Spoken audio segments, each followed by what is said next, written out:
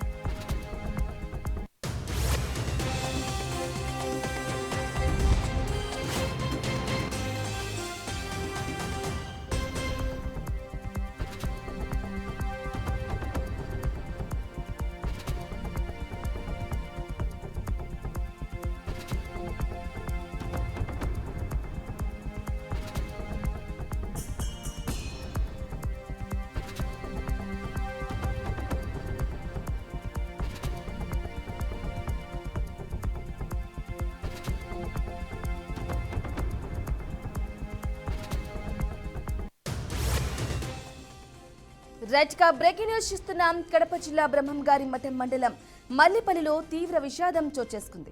చెరువులో ఈతకు దిగి 5 చిన్నారులు మృతి చెందారు.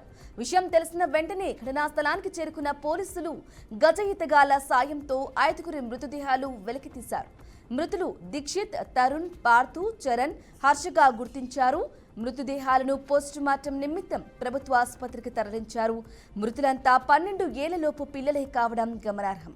ఇక చెరువులో ఈతకు వెళ్లిన తమ పిల్లలు తిరుగురాని లోకాలకు వెళ్లడంతో బాధిత తల్లిదండ్రులు అంతా కన్నీరు మున్నీరుగా విలపిస్తున్నారు.